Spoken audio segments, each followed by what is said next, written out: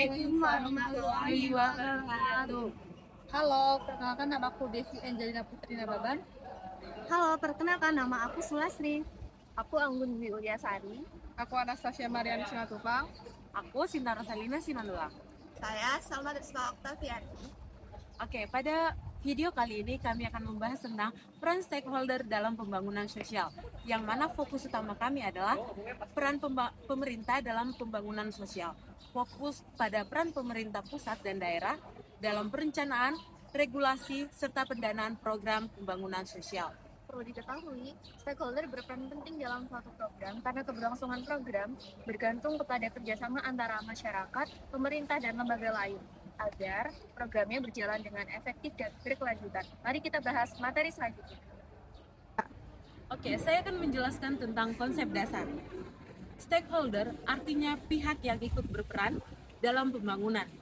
Pembangunan sosial artinya untuk meningkatkan kesejahteraan masyarakat supaya hidup orang jadi lebih baik, misalnya lewat pendidikan, kesehatan, dan lapangan pekerjaan.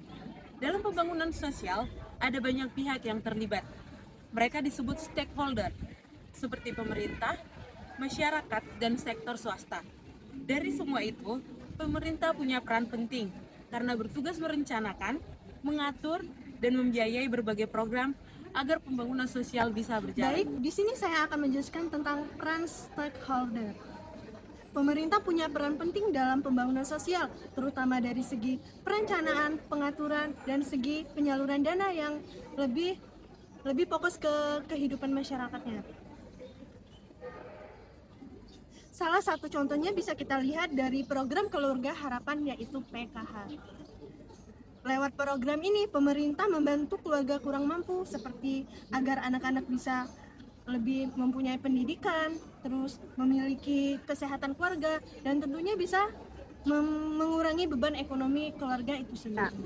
Adapun tantangan yang dihadapi yaitu yang pertama, ada penyaluran bantuan yang belum tepat sasaran, dan yang kedua kurangnya pengawasan dan transparansi di masyarakat. Oleh karena itu, dibutuhkan kerjasama antara pemerintah, masyarakat, dan pihak swasta agar program ini berjalan secara maksimal.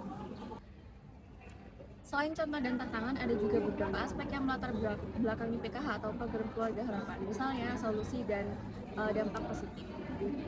Solusinya adalah dengan meningkatkan upaya melalui rekrutmen pendampingan lokal, serta mengoptimalisasi sosial dan edukasi digital, dan integrasi teknologi untuk monitoring serta kemudahan pelaporan melalui aplikasi, dan keterlibatan masyarakat dalam pengawasan data.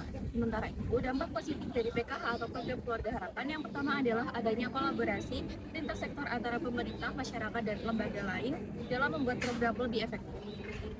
Dampak positif yang kedua adalah inovasi digital dalam pendataan dan penyaluran bantuan sosial, serta meningkatnya kesadaran masyarakat terhadap pentingnya partisipasi dalam pembangunan peran sosial. stakeholder dalam pembangunan sosial bisa dilihat dari program PNPM Mandiri di Indonesia. Pemerintah menyediakan dana dan kebijakan. Masyarakat ikut merencanakan dan melaksanakan pembangunan. LSM mendampingi dalam melakukan pelatihan dan pengawasan. Dan sektor swasta membantu lewat program CSR. Melalui kerjasama ini, desa menjadi lebih mandiri, infrastruktur membaik, dan ekonomi warga meningkat. Selain itu, semangat gotong royong dan partisipasi masyarakat juga semakin kuat. Dari pembahasan tadi bisa kita simpulkan bahwa pemerintah memiliki peran besar dalam pembangunan sosial, dari pembuatan kebijakan, memanfaatkan pembangunan sosial, dan penyediaan dana. Tapi keberhasilan pembangunan sosial tidak hanya bergantung kepada pemerintah saja. Kita sebagai masyarakat pun juga harus ikut mendukung, menjaga, memanfaatkan program-program tersebut dengan baik. Yuk bersama pemerintah kita bangun Indonesia yang adil dan lebih sejahtera.